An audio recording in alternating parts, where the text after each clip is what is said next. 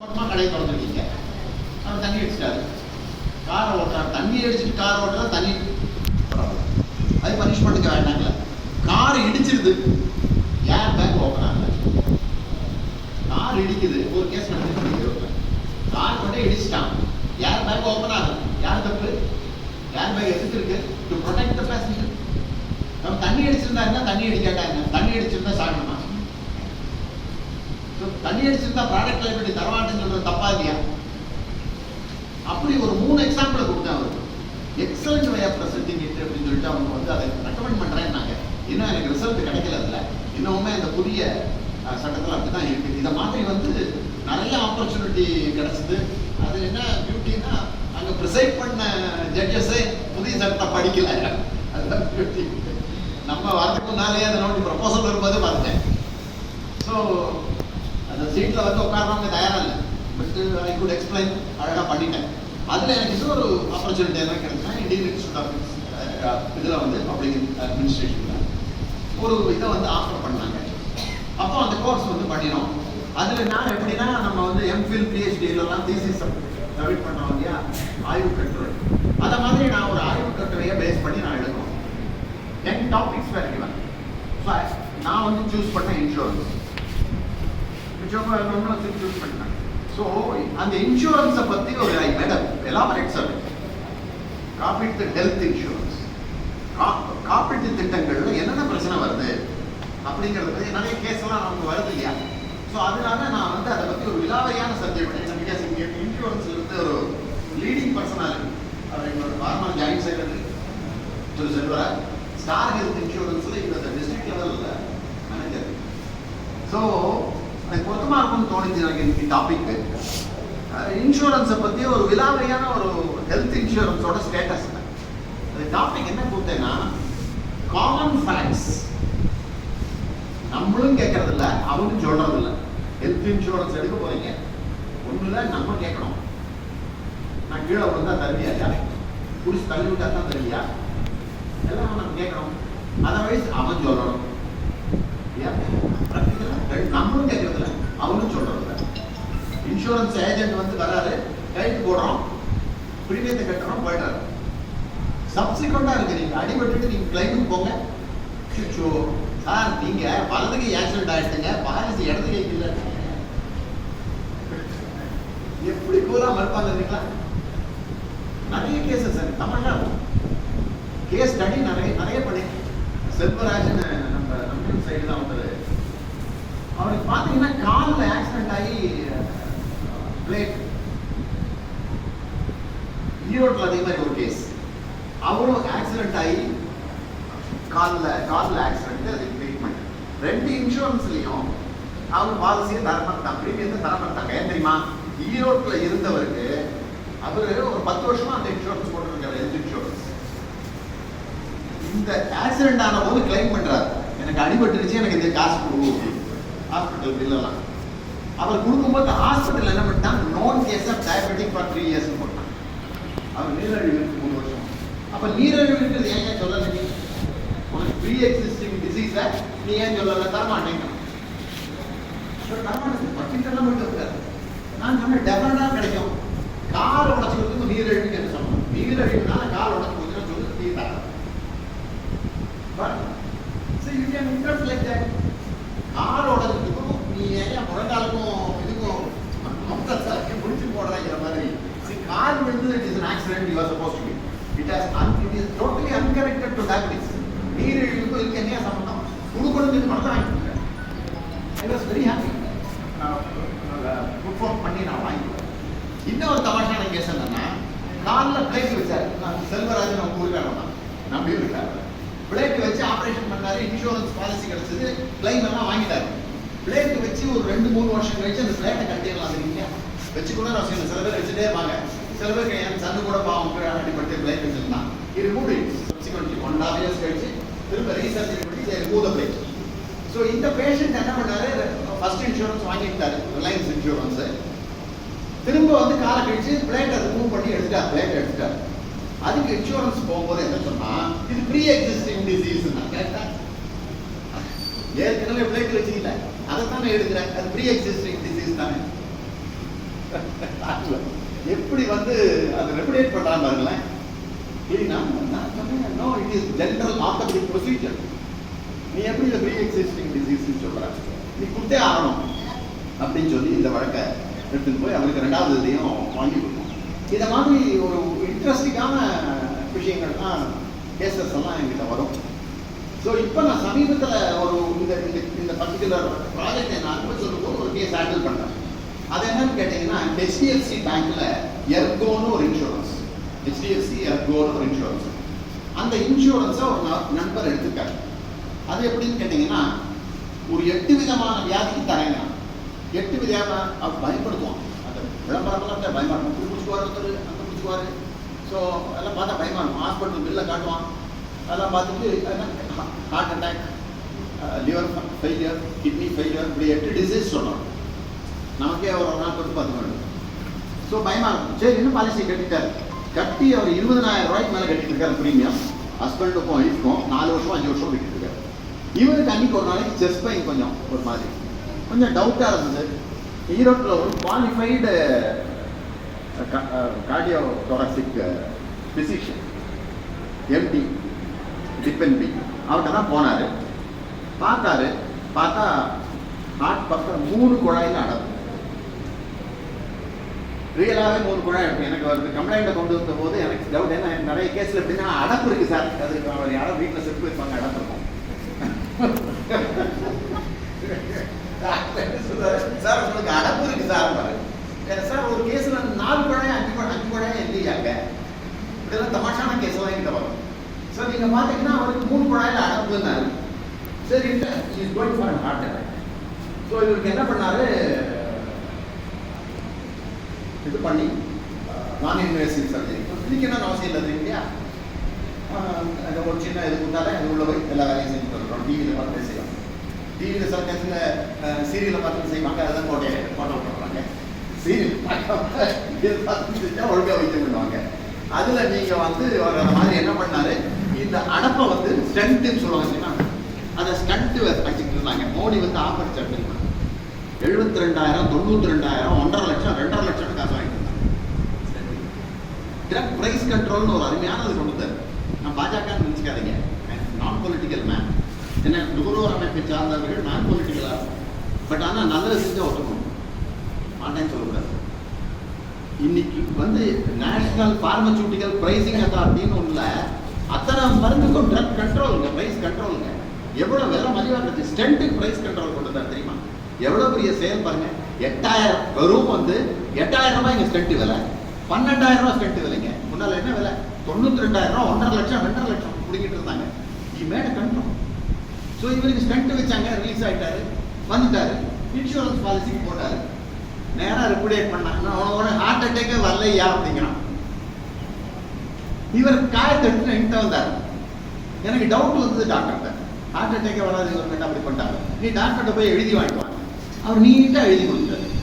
ஹூம்சோவர் concern போட்டு இவருக்கு என்ன வந்ததுன்னு எழுதி கொடுத்தாரு. நான் அதை வச்சு திரும்ப நோட்டீஸ் கொடுத்தேன். திரும்ப நோட்டீஸ் கொடுத்ததும் என்ன சொல்றாருன்னா, இவர் ஹார்ட் அட்டாக் வரல. காரணம் என்னன்னா பாருங்க, இசிஜியில் டி வேல்யூ வரல. டி வேல்யூன்னா என்ன தெரியுமா, இப்படி இப்படி போட்டு பார்த்தீங்களா இசிஜியில், அதில் இப்படி மேலே போயிட்டு அப்படி ஒரு பார்த்தீங்களா, அந்த வேல்யூ இஸ் டி வேல்யூ. அந்த டி வேல்யூ ரைஸ் ஆகும் ஹார்ட் அட்டாக் தான். டி வேல்யூ இருக்கு இல்லை, நார்மலாக இருக்கு. ரெண்டாவது, ஹார்ட் அட்டாக் வரும்போது நம்மளோட ஹார்ட் பாருங்க, நம்மளோட கடவுள் என்னென்னலாம் பண்ணி சொல்றாங்களா, இறை நம்பிக்கை இருக்கிறதுனால சொல்றாங்க. மிராக்கிள்ஸ். உனக்கு ஹார்ட் அட்டாக் வரப்போறதுங்கும் போது ஸ்டிஃபோனின்னு ஒரு என்சைம் ரிலீஸ் பண்றது உங்களுக்கு காமிச்சு கொடுக்கும். அந்த என்சைம் ரிலீஸ் பிளட் டெஸ்ட் பண்ணீங்கன்னா என்சைம், அந்த என்சைம் இவருக்கு இன்க்ரீஸ் இல்லை. ஸோ ஸ்டிஃபோனின் இன்க்ரீஸ் இல்லை, டி வேல்யூ இல்லை, ஹார்ட் அட்டாக்கே இல்லை, தரமாட்டேன். எப்படி ப்ரூவ் பண்ணீங்க? கேஸ் இந்த கேஸ் பண்ணுறாரு. I can prove it. Davidson ஒரு அருமையான ஒரு புஸ்தகம், அதை வச்சு தான் நான் முழைக்கிறேன். அதோட $2,500 சப்சிக்வெண்ட்டாக லோ காஸ்ட்டில் வந்தபோது 2,750 ரூபாய்க்கு விலைக்கு வாங்கினேன் அந்த புத்தகம். Excellent book, medical miracle. அவ்வளோ அழகாக அதோட வால்யூம் இப்போ லேட்டஸ்ட் வால்யூம்லாம் வந்துருச்சு. எங்கிட்ட I have a old volume. அந்த புக்கெல்லாம் பார்த்து ரெஃபர் பண்ணி கண்டுபிடிச்சிட்டேன். அதை வச்சு எழுதி நோட்டீஸ் கொடுத்தேன். நோட்டீஸை கொடுத்துட்டு ஃபார்ச்சுனேட்லி அடுத்த வாரம் என் சன்னில்லா ஆஸ்திரேலியாவிலிருந்து வராரு. அவர் யாருன்னு கேட்டீங்கன்னா ஒரு senior cardiac special physician, cardiac FRCCP cardiac specialist. அது போக இவர் வந்து நம்ம ஹார்ட் உடம்புல வந்து பல பார்ட் எலக்ட்ரிக்ல வேலை செய்ய தெரியுமா, உடம்புக்குள்ள கரண்ட்ல வேலை செய்யற பாட்டு யாருக்கா தெரியுமா, எதெல்லாம் வேலை செய்ய தெரியுமா? நீங்க உடம்புக்குள்ள எங்க கரண்ட் நான் பத்திரியா கை விட்டேன். கடவுளோட சிருஷ்டிங்க ஹார்ட் ஜெனரேட்ஸ் மில்லிவோல்ட்ஸ் ஆஃப் எலக்ட்ரிசிட்டி. அதாவது நம்ம ஹியூமன் பாடியை பத்தி ஆச்சரியப்படுறதுக்கு மேல எதுவும் இல்லை. இன்னைக்கு ஹியூமன் பாடியில ஹார்ட் இப்படி இப்படிங்கிறதுல மசில்ஸ் அந்த கண்ட்ராக்ஷனுக்கு வந்து it needs electricity, that generates electricity. எப்படி பாருங்க. ரெண்டாவது வந்து நர்வோ மோட்டார் சிஎன்எஸ், இதுக்கு எலக்ட்ரிசிட்டி அதே பண்ணிக்குது பாடியில். எப்படி பாருங்க. ஸோ இந்த ஹார்ட்டுக்கு போற எலக்ட்ரிசிட்டியில் ஏதாவது ப்ராப்ளம் வந்தா அதுக்கு வேலை செய்யணும் இல்லையா? அதுதான் என்னோட சன்னில்லா வந்து அதில் பிஎஸ்டி வாங்கிட்டேன். ஸோ அது எப்படின்னு கேட்டிங்கன்னா, நான் இன்வெஸ்டியாக அவங்க சொல்லுவாங்க, அதில் வயரிங் நான் சொல்லுவார், ஐ எலக்ட்ரிஷியன் டு ஹார்ட்ன்ற தமாஷுக்கு. அவர் கரெக்டாக வந்து இந்த கேஸை காமிச்சு இதை எனக்கு விளக்கம் சொல்லுங்க. Is a very good teacher also. அழகாக படத்தை போட்டு விளக்கினார். 3 வகையான ஹார்ட் அட்டாக் மனுஷனுக்கு வர்றது, 3 வகையான ஹார்ட் அட்டாக். 2 ஹார்ட் அட்டாக் தான் டி வேல்யூ இன்க்ரீஸ் ஆகும், ஸ்டிப்போனின் என்சைம். 3ஆவதுக்கு டி வேல்யூவும் வராது, ட்ரிப்பானினும் வராதுன்னு சொல்றாரு. நான் புக்கை பார்த்து யூகமா வச்சு அடிச்சதுக்கு ஈக்குவலா இருக்கு அவர் சொன்னது. அவ்வளவு துல்லியமா பண்ணல, என்ன மெடிக்கல் டேர்ம் பண்ணிட்டு எனக்கு பணம் வரைஞ்சுவார். அழகா இது வரைக்கும் டீச்சர் அழகா பணம் வரன்னு சொன்னாங்க. அப்ப தேர்டு என்னது, அரிதமிக் ஆஞ்சினோபெக்டோரியஸ். அதுக்கு வர இவருக்கு வந்து அந்த வர டைப், அதனாலதான் என்சைம் ரிலீஸ் ஆகல, டி வேல்யூ வரல. But that is a heart attack. அப்ப அந்த ஹார்ட் அட்டாக் 2ல தான் செத்து போவியா? அந்த 2 ஹார்ட் அட்டாக் சீரியஸா? இந்த ஹார்ட் அட்டாக் சீரியஸா? டெஃபினட்டா this can also cos death. அப்ப இன்சூரன்ஸ் தர மாட்டோம். So I gave a notice. ஒத்துக்கல, அதே லெட்டர் திருப்பி அனுப்புறான். அதுக்கப்புறம் என்னன்னா ஆபர்ட்ஸ்மன் ஒன்று கண்டுபிடிச்சிருக்க தெரியுமா, கொடுமைக்கு. அது ஐஆர்டிஏ இன்சூரன்ஸோட ஆபர்ட்ஸ்மன் வந்து ரொம்ப வருத்தப்படுறேன். இந்த லெட்டர்ல இன்சூரன்ஸ் கம்பெனிக்கு நான் எழுதுறேன், நான் வேலை செய்யறதுக்கெல்லாம் ஆபர்ட்ஸ்மனுக்கு நான் அனுப்புறேன் ஒரு தபால். ஆபர்ட்ஸ்மனுக்கு எனக்கு கொடுத்த பதில அப்படியே அவருக்கு அனுப்புறாங்க. எனக்கு கொடுத்த பதில கொஞ்சம் லாங்குவேஜ் தப்பெல்லாம் இருக்குது, இங்கிலீஷ். ஸோ அந்த ஆபர்ட்ஸ்மேன் ஆஃபீஸர் என்ன பண்றாரு, அதை அப்படியே டிப்பி காப்பி வச்சு ஃப்ரண்ட் மாத்திரம் மாற்றி எனக்கு அனுப்புறாரு. படிச்சிங்கன்னா உள்ள இந்த ஆள் எழுதிடுது. அப்புறம் தான் ஈரோட்டில் என்னோட ஃப்ரெண்ட் அட்வொகேட், சீனியர் அட்வொகேட், இன்சூரன்ஸ்லாம் பேர் அவர்கிட்ட கேட்டேன். சார் என்ன தெரியுமா, என்ன செலவானாலும் பரவாயில்ல, கிளைம் கொடுக்காம இருக்கிறதுக்கு என்னன்னு பாருங்கிறாங்க. எப்படி இருக்கும் நம்ம தலை எழுதி வச்சுப்பாரு. So you try all your means. அதான் பாருங்க, இவன் நான் எழுதி கொடுத்ததை வச்சு அதே பதில் எனக்கு வருது. இன்சூரன்ஸுக்கு அவன் பதில் போட்டது எனக்கு போட்ட பதில் அப்படியே வருது. Then I took the case to court. இந்த எர்கோ இன்சூரன்ஸ் எப்படின்னா, ஏதாவது ப்ராப்ளம் வந்ததுன்னா 5 லட்சம் ரூபா கொடுத்தோம். நீங்க ஹாஸ்பிட்டலைஸ் ஆனால் போதும். 8 வியாதிக்கு நீங்க ஹாஸ்பிட்டலைஸ் ஆனீங்கன்னா ஒரு கேள்வி கேட்க மாட்டாங்க. ஹாஸ்பிட்டலைஸ் ஆகி அந்த டாக்டர் சொன்னா போதும் 5 லட்சம் கொடுப்பாங்க. நீ 23,000 ரூபாய் செலவு பண்ணியிருந்தாலும் சரி, 7 லட்சம் செலவு பண்ணியிருந்தாலும் சரி, they give you 5 lakhs. அதான் அந்த பாலிசி. அதோட பாலிசி முடிஞ்சிடும். இந்த பாலிசி தரமாட்டேன்னு சொல்லி ஐ டுக் தட் கேஸ் கோர்ட்டு கொடுத்தோம். ஸோ இந்த மாதிரி 3 கேஸ் ஸ்டடி 4 கேஸ் ஸ்டடி வச்சு ஐ மேட் அ ஸ்டடி. எப்படி பண்ணேன்னு கேட்டீங்கன்னா, இன்சூரன்ஸ்காரங்க சாதாரணமாக பண்ணக்கூடிய தப்பு என்ன, கிளைம்ல இந்த வரக்கூடிய கேஸ்ல வந்து பாடம் என்னன்னா, ஏன் உங்களுக்கு கிளைம் கிடைக்க மாட்டேங்கிறது. நீங்க பாத்தீங்கன்னா, ஒரு சொல்லக்கூடாது சொல்றேன், யுனைடெட் இந்தியா இன்சூரன்ஸ் ஒரு தடவை பயங்கர லாஸ் போச்சு. அப்போ அதுல இருந்து மூத்த துறை அதிகாரிகள் ஏன் நடக்குது பாருங்க, ஈரோடுல மாத்திரம் ஜாஸ்தி வருது, ஒரு டாக்டர்கிட்ட இருந்து ஜாஸ்தி வருது, சங்ககிரிகிட்ட இருந்து ஜாஸ்தி வருது, இப்படி பிளேஸ் எல்லாம் சொல்லி பார்த்தாங்க. பார்த்துட்டு பாத்தீங்கன்னா அதுல காமனா வண்டி நம்பர் சேமா இருக்கு. இவன் படி ஏணி அடிக்கிற ஏணியில ஏறி பெயிண்ட் அடிக்கிற பெயிண்டர் விழுந்துட்டானா, இந்த வண்டி நம்பர் ஒரு டிவிஎஸ் 50 நம்பரை போட்டு they claim the insurance. இப்படி கேசஸ் புடிச்சு ராக்கெட் பிடிச்சாங்க. எப்படி ஒரு இன்சூரன்ஸ் கம்பெனி லாஸ் ஆகும். So it's different accident. அதுக்கு பாலிசி நீ எடுத்துருந்தா அதை பண்ண மோட்டார் வெஹிக்கிள் ஆக்சிடென்ட்டுக்குள்ள பாலிசி எடுத்து நீ கிளைம் பண்ணா எம்சிஓபி போட்டா என்ன அர்த்தம், அவார்ட் ஆகிடும், உடனே அவார்ட் ஆகிடும். So but loss to the insurance company, இந்த கன்சியூமர் அதாவது அன்ஸ்க்ரூப்ளஸாக பண்ணுற கன்சியூமர்ஸ். ஸோ யுனைடெட் இந்தியா பயங்கரமாக பண்ணாங்க. ஸோ அதில் எல்லாமே பார்த்தீங்கன்னா எங்க சிக்கல் வருதுன்னு பார்த்தீங்கன்னா, பாலிசி எடுக்கும் போது என்ன சிக்கல்? பாலிசி எடுக்கும் போது நீங்க பெரும்பாலும் பார்த்துப்பீங்க, ஏஜென்சி, இன்சூரன்ஸ் ஏஜென்சி யாராவது இருக்கீங்களா? Very good. பாலிசி எடுக்கும் போது ஒரு சில உங்களுக்காக தான் இருப்பேன், ஒரு சில ஏஜென்ட் ஃபுல் டீடைல் சொல்லுவாங்க. ஒரு சில சார் உங்க ஒரு ஹெல்த் இன்சூரன்ஸ் பார்த்து பாலிசி போட்டுடலாங்க, they give you all benefit. Okay போட்டுடலாம். இன்னைக்கு ஹாஸ்பிட்டல் பில்லை பார்த்தீங்கன்னா பயமா இருக்கு, சரி போட்டுடலாம். ஸோ உடனே தப்பு போட்ட இடத்துலலாம் எழுதி போடுவோம். ஏன் ஸோ எங்களுக்கெல்லாம் தப்பு போடுறோம், எழுதி போட்டு அதுக்கப்புறம் பாலிசி வரும். பாலிசி வரும்போது அந்த இடத்துல ஒரு தபால் வரும். நீங்க உங்களுக்கு படிச்சு பாருங்க, உங்களுக்கு இது பிடிக்கலன்னா 30 நாள்ல வேண்டாம் சொல்லிடுங்க, 25 நாள்ல வேண்டாம் சொல்லிடுங்க. இது பியூட்டி என்னன்னா, நம்ம பாலிசி கவரையே தொடக்க மாட்டோம். இந்த இன்சூரன்ஸ் பாலிசி அப்படி உள்ள வச்சு you never read that policy. அது படி. ரெண்டாவது ஒன்று சொல்றீங்க, அதை படிக்கணுமானா வெறும் இங்கிலீஷ் தெரிஞ்சா பத்தாது. பாலமுருகன் மாதிரி ஒரு அட்வொகேட் வேணும். It's a legal English. வேற ஆசன ஆரம்பிச்சுமா அவ்வளவு முடியும், சாதாரணமாக புரிஞ்சிக்க முடியாது. பயங்கர டஃப் இங்கிலீஷ்ல மெடிக்கல் ஒரு டாக்டரும் வேணுங்க. இப்படி ஒன்றா இங்கிலீஷ்ல, அதுவும் என்ன இதை விட இங்க ஒரு டிடிபி ஆப்ரேட்டர் ஆகிட்டோம். ஸோ அவ்வளோ பொடி எடுத்துங்க, ஃபாண்ட் 3ல எழுதியிருப்பாங்க, அதை படிக்கவே முடியாதுங்க அவங்களால, யாருமே படிக்கிறது இல்லை.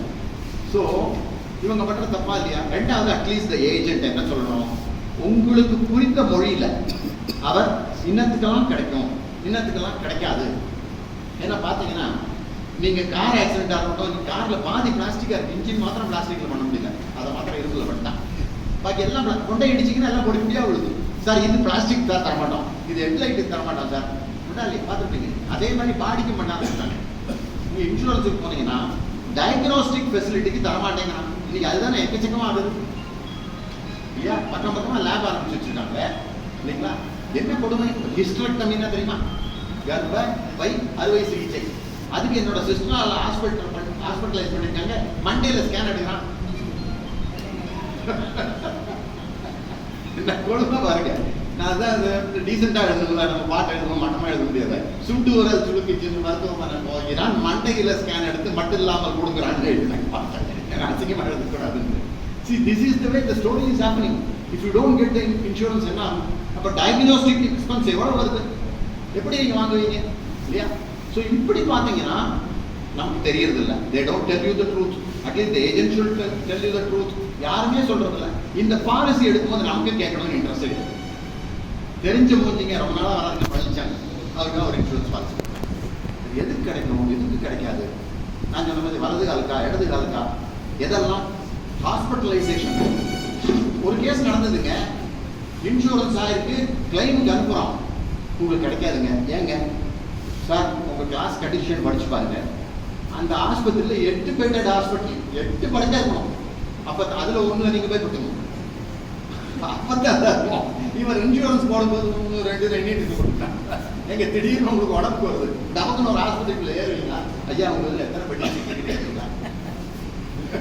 8 பெட்டட் ஹாஸ்பிட்டலுக்கு தான் தருவேன். ஃபுல் குவாலிஃபைட் நர்ஸ் தான் தருவேன். நர்சமா நீ என்ன படிச்சு கேட்டா அந்த மாதிரி தப்பாட்டு யோசிச்சு பாருங்க. பாதி பேர் என்ன, நான் ஒரு இது கூட நோக்கு கூட எழுதிருந்தேன் ஒரு காலேஜ்ல, ஈரோட்டில் எப்படின்னு கேட்டீங்கன்னா, இப்போ பரவாயில்லைங்க, நிறைய நர்சிங் காலேஜ் வந்துருக்கு. ஸோ அவங்களே கொண்டு வந்து விட்டுறாங்க உங்களுக்கு ட்ரைனிங். முன்னால் அது கிடையாது. அப்போ எப்படின்னா மணிக்கூண்டுன்னு ஒரு ஏரியா இருக்கும், அங்கே 2 பேர் பேசிக்கிற மாதிரி ஒரு பார்த்து போட்டு என்னன்னு கேட்டீங்கன்னா, அந்த அம்மா கேட்கணும், சரசு நீ ஊடு பூசணும் வரையாங்க தெரியுமா? ஊடு பூசுற பெயிண்டிங் இல்லை இன்னைக்கு நான் ஆஸ்பத்திரிக்கு போகிறேன், நர்ஸ் ஆகிட்டேன், வெள்ளை சேலை கட்டுறேன். அப்போ என்ன வெள்ளை சேலை கட்டினா நர்ஸ், கலர் சேலை கட்டண வேலை. That is the, see, she is not a qualified nurse. அப்ப qualified nurse இல்லைன்னா ஒரு இன்சூரன்ஸ் தரமாட்டேன். எனக்கு எப்படியா தெரியும் qualified nurse இல்லையான்னு? என்னென்னலாம் இருக்குங்களா, உள்ளுக்குள்ள போனீங்கன்னா எவ்வளோலாம் ரெப்புடியேட் பண்ணுறதுக்கு என்னென்னலாம் சொல்லி தப்பாட்டேன்னு சொல்லாதீங்களா? ஸோ அதை வச்சு நான் மேட ப்ராஜெக்ட் இன்சூரன்ஸ் கம்பெனிகள்லாம் எப்படி பண்றாங்க. இதில் இன்னொன்று ப்ரீ எக்ஸிஸ்டிங் டிசீஸ், உங்களுக்கு முன்னக்கூட்டியே இருந்த வியாதிகள், அந்த முன்னக்கூட்டியே இந்த வியாதி எல்லாம் இருந்தால் தரமாட்டேன். ப்ரீ எக்ஸிஸ்டிங் டிசீஸ் அதை நீங்க சொல்லிடணும். பாலிசி எடுக்கும்போது அவர்கிட்ட சொல்லிடணும், ஐயா எனக்கு இத்தனை வருஷமா டயபிட்டிஸ் இருக்கு, ஒன்றும் இல்லை, கொஞ்சம் ப்ரீமியம் வாட்ச் கொண்டு ஸ்டாப் முடிச்சிடுறேன். ஸோ நீங்க ப்ரீமியம் எடுக்கும் போதே நீங்க கட்டும் போதே அவர்கிட்ட சொல்லிடணும், எனக்கு டயபிட்டிஸ் இருக்கு, அப்போ அவங்களுக்கு கொஞ்சம் ப்ரீமியம் சேர்த்து வரும், பிபி இருக்கு ப்ரீமியம் சேர்த்து வரும். அது சொல்லாத விட்டுட்டீங்கன்னா நீங்கள் ஹாஸ்பிட்டல் போனால் known case of diabetic for 3 years எழுதுவோம். அவங்க கோச்சுக்கோ இல்லை ப்ரீ எக்ஸிஸ்டிங் சொல்லலை. ஸோ அந்த insurance agent without ticking that அவர் உங்களை இன்சிஸ்ட் பண்ணோம் சார் உங்களுக்கு ஏதாவது இருக்கா. இதில் பியூட்டி இருந்தீங்களா, ஒருத்தருமே ஒன்றுமே சொல்லியிருக்க மாட்டாரு, யாருக்குமே தெரியாது அவருக்கு ஒரு எயில்மெண்ட் வந்தது. இன்சூரன்ஸ் ஆளுங்க எப்படிங்கிறீங்க, சூப்பராக ஆள் வச்சுருக்காங்க. சர்வே ஐயர்னு பேர். அந்த ஐயர் என்ன பண்ணுவாருங்களா, ஒவ்வொரு இடமா போய் கேட்டு விசாரிச்சு கண்டுபிடிச்சிடுவாரு. சார் இத்தனாம் தேதி நீங்கள் இந்த ஹாஸ்பிட்டலில் போயிருக்கீங்க, இந்த உங்களுக்கு டயபிட்டிஸில் வந்து ப்ராப்ளம் வந்துருக்கு, ஹார்ட் அட்டாக், பிபி ஜாஸ்தியாக ட்ரீட்மெண்ட் எடுத்துருக்கீங்க, ரோகிணி மெடிக்கல்ஸ் தான் மருத்துவம் இருக்கு, எல்லாத்தையும் இருக்கும் கொஞ்சம் அவங்க இன்சூரன்ஸ் கொடுங்க. So pre existing disease you should be very careful. இப்போ நான் ஒரு கேஸ் பண்ணிட்டு இருக்கேன். எப்படின்னா 4 வருஷமா இன்சூரன்ஸ் இருக்கு, அவருக்கு எந்த ப்ரீ எக்ஸிஸ்டிங் டிசீஸை அவர் சொல்லியிருக்காரு, அது எல்லாத்துலையும் எழுதி வந்திருக்காங்க. 4வது வருஷத்துல ஒரு வரி எடுத்து எழுத விட்டுட்டாங்க. தரமாட்டேங்கிறாங்க. நீ எடுத்து எழுதலை, நான் என்ன பண்ண முடியும்? இந்த வருஷம் டெஸ்ட் பண்ணியா, நீ என்னை மெடிக்கல் டெஸ்ட் எடுத்துருக்கியா, எடுக்கலையே, நீ பழஸ்தான காப்பி அடிச்ச, நீ கூட்டே ஆகணும்னு போட்டுருக்கேன். அதே மாதிரி இவரோட சன் நம்ம முருகன் சார் அப்படின்னு கடுக்காம்பாளையத்துல வந்திருக்காரு, அவரோட சன் யூஎஸ்ல இருக்காரு. இவர் என்ன பண்ணாரு, சன்னை பார்க்கணும்னு சொல்லிட்டு இங்க இருந்து ஃபிளைட்ல ஏறி போறாரு. இவர் எத்தனை மணி நேரம் உட்காந்து இருப்பாரா, 10 நிமிஷம் சும்மா இருக்க மாட்டார். ஏதாவது ஹார்ட் ஒர்க், விவசாயி, உண்மையான விவசாயி. இவர் ஒரு பாராட்டிங்கன்னா என்ன ஆகும், இவர் அங்கே ஃப்ளைட்லேயே உட்காந்துருக்காரு 24 மணி நேரம். அங்கே போனதுக்கு காரணம் வீங்கிட்டு அங்கே இறங்கி கீழே இறங்கிட்டு அவர் கொஞ்சம் தடுமாறி கீழே விழுந்தார். பேலன்ஸ் இல்லை. உடனே ஆம்புலன்ஸ் வந்து கூப்பிட்டு ஆஸ்பத்திரிக்கு போனாங்க. செல்லுலைட்டிஸ் உள்ள இருக்கலாம், நீர் கீழே இறங்கிடுது அப்படின்னு சொல்லி அவருக்கு ட்ரீட்மெண்ட் கொடுத்தாங்க. 3 நாள் வச்சிருந்தாங்க, வீட்டுக்கு அனுப்பிச்சிட்டாங்க, நல்லாயிட்டாரு. திடீர்னு கொஞ்சம் நெஞ்சு வலிக்கிற மாதிரி இருந்தது. உடனே ஆஸ்பத்திரிக்கு போனாரு. ஆஸ்பத்திரிக்கு போயிட்டு என்ன பண்ணாரு, உங்களுக்கு ஸ்டெண்ட் வைக்கணும் சார். உடனே சரி ஸ்டெண்ட் வச்சுட்டாங்க. இவர் சன்னங்க ஒர்க் பண்றாரு. ஸ்டெண்ட் வச்சா எல்லாம் முடிஞ்சான், பில்லை கொடுத்தான். இவர் சன் என்ன பண்ணிருக்காரு கிளவரா, இங்க இருந்து போறத டிரான்சிட் இன்சூரன்ஸ், வெளிநாடு போறவங்கலாம் ஜாக்கிரதை அதை எடுத்தணும். மருந்து பில்லு கட்டி செத்துவோம், சொத்தை வித்தாலும் கட்ட முடியாது ஹாஸ்பிட்டலுக்கு.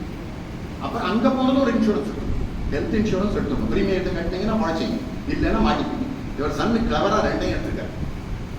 இந்தியாவில் லோம்பார்டு டாட்டா எடுத்திருக்காரு, அங்க வந்து அந்த ஃபாரின் கம்பெனி எடுத்திருக்காரு, பிரீமியம் கட்டிருக்காரு. இவன் என்ன சொல்லிட்டான், அங்க போனதும் எவ்வளவு அழகா ரெப்புடேட் பண்றான், தரமாட்டேன்ட்டான். உடனே வந்து அவன் என்ன பதில் போடுறான்னா, ஏன் ஹார்ட்ல வந்து குழாய் அடைச்சிருக்குது, அது ப்ரீ எக்ஸிஸ்டிங் தானே, இன்னைக்கு உடனே அடைச்சிட்டா வருவ நீ, அது கொஞ்சம் கொஞ்சமா தானே அடைச்சிருக்கோம், அது ப்ரீ எக்ஸிஸ்டிங் தானே, நீ ஏன் சொல்லல? ஏன் சார் இவருக்கு எப்ப சார் தெரியும்? நான் பாட்டு நல்லா இருக்கேன், எப்போ சிட்டியில் விட்டீங்கன்னா தெரியும் எங்கெங்கெல்லாம் அடப்புன்னு. I don't know unless until you test it. ஃபுல்லாக அவங்க ரெப்புடேட் பண்ணுறாங்க, உனக்கு கிடையாது, உனக்கு அடைச்சிருக்கு. I gave a notice. ஆனால் நான் நம்பவே இல்லைங்க. அவர் ஒரு வெள்ளச்சட்டை வெள்ள வேண்டி போட்டு இருக்கிற கிராமத்துக்கார, கொஞ்சம் கலவத்தில் வச்சுன்னா பட்டிக்காடு. இவர் எந்த வச்சுருக்க போறாருன்னு நினைச்சேன். மன்னிச்சுங்க, நான் அப்படி தான் அவங்களை எஸ்டிமேட் பண்ணேன். இவர் கேட்டால் அந்த கொடுக்க போறாரு, எப்படி நான் கேஸ் ஜெயிக்க போறேன்னு ஒரி போட்டேன். சார் உங்களுக்கு முன்னால் எங்கேயா ட்ரீட்மெண்ட் எடுத்துருக்கீங்களா, ஏதாவது வச்சுருக்கீங்களா? இருக்கு சார், கொண்டு வாங்க. ஆடி போயிட்டு 1966 இருந்து கொண்டாடுங்க, இவ்வளோ கவர். நம்ம எல்லாம் பண்றது இல்லைங்க, அவர்கிட்ட கத்துக்குங்க. அவ்வளோ ரெக்கார்டு வச்சிருக்காரு. பிரமாதம். அந்த கோயம்புத்தூர்ல போனது ஒரு எக்ஸ்பர்ட் இருக்காரு, கார்டியாக் எக்ஸ்பர்ட். சும்மா ஜென்ரலா அவர் போனதெல்லாம் கார்டியாக்காக போல, பிபிக்காக போல. அதுல எல்லாத்துலயும் இசிபி, எல்லாத்துலயும் பிபி, எல்லாத்துலயும் பாத்தீங்கன்னா நார்மல் இருக்கு. போதுமா? எல்லாத்தையும் பிடிச்சேன், அவர் சன்னுக்கு அனுப்பிச்சேன். அது கேவ் நோட்டீஸ் டிராஃப்ட் அனுப்பிச்சேன். நீங்க கம்பெனிக்கு அனுப்புங்க. இவர் ப்ரீ எக்ஸிஸ்டிங் டிசீஸ் கிடையாது. he was a strong man, he had no ailment, perfect BP, perfect sugar, blood sugar எதுவும் இல்லை. கொடுக்கலன்னா ப்ரொசீட் பண்ண, அங்கெல்லாம் கன்சியூமர் பண்ணால் ஆப் அடிச்சு விட்ருவோம். நம்ம ஊர் மாதிரி இல்லை, கம்பெனியே போடணும், அவ்வளோ காசு பண்ணணும். மரியாதையை கொடுத்தான். என்ன தெரியுமா, இன்சூரன்ஸ் கொடுக்கலன்னு தெரியுமா? அந்த பெல் பார்த்தீங்கன்னா எவ்வளோ தெரியுமா? அந்த ரூபா 5 கோடி ரூபா. ஸ்டென்ட் வைக்கும் யூஎஸ்ல 5 கோடி ரூபா. இவருக்கு ஒரு காட்டை விற்க வேண்டியதான், வழியே கிடையாது. பாருங்களேன். ஃபார்ச்சுனேட்லி அது அப்ராட் கேஸ் நான் ஜெயிச்சேன். வரனால இவர் கொண்டதுனால ஒரு யூஎஸ் கேஸ் போட்டு உடனே அந்த இன்சூரன்ஸை கொடுத்தாங்க. ஸோ இன்சூரன்ஸ் பார்த்தீங்கன்னா எனக்கு டைம் இல்லாதனால ஐ ஜஸ்ட் கம்ப்ளீட் பண்ண வேண்டியிருக்கு. பாலிசி எடுத்தீங்கன்னா, பாலிசி எடுக்கும்போது டயக்னோஸ்டிக்கு தருவியா, ஹாஸ்பிட்டலைசேஷனுக்கு தருவியா, வீட்டில் சிகிச்சை பார்த்தீங்கன்னா தருவீங்களா, பிரெக்னன்சிக்கு தருவியா? இதெல்லாம் அப்படின்னா நம்மளே பண்ணிக்கிற வேலை, அதுக்கெல்லாம் தரமாட்டேமா. Pregnancy is one of the accident in which you, அதெல்லாம் தரமாட்டேமா. இதை மாதிரி நீங்க you make questions, you find out the answer. அதை கேட்டுட்டு அப்புறம் பார்த்து எல்லாத்தையும் தெரிஞ்சுட்டு போடுங்க. அப்போ யூ ஆர் ஷுர். அதே மாதிரி எதையும் மறைக்காதீங்க. ஒன்றும் இல்லை, டயபெட்டிஸ் இருக்குன்னு சொன்னால் ஒன்று டயபெட்டிஸ் இருக்குனாலும் செத்து போகலைங்க, ஹைப்பர் டென்ஷன் ஹாப்பியாக இருக்காங்க, ஒன்றும் தப்பு கிடையாது. எழுதுங்க. அதுக்கு என்ன ஒரு 2 ரூபா பாலிசி, ஒரு 25 ரூபா சேர்த்து ப்ரீமியம் கட்டணும், அவ்வளோதான். கட்டுங்க, கேட்ட ரூபா கிடைக்கும். சொல்ல முடியாம முடியாது. நீ கொடுக்க மாட்டான், வேண்டாம் ப்ரீமியம் குறைக்கணும்னு கச்சத்தனம் பிடிச்சிங்கன்னா நாளைக்கு அவன் எப்படியும் கண்டுபிடிச்சிடுவோம். அதனால this is the short script I'm telling. Insurance ஒரு அருமையான ஹெல்த் இன்சூரன்ஸ், ஹாஸ்பிட்டல் பில் இருக்கிறனால எல்லாரும் எடுக்கணும். பட் எடுக்கிறதுக்கு முன்னால கவனமா இருக்கும். இதெல்லாம் காப்பி எடுத்துக்கங்க, இதெல்லாம் மனிதர்கள் வச்சுங்க. அதே மாதிரி நம்ம சாரை பார்த்து படிச்சுங்க. வீட்டில் ஒரு ஃபைல் போடுங்க, செக்ஷனாக ஃபைல் போடுங்க. டாக் பிராண்டை போடுங்க.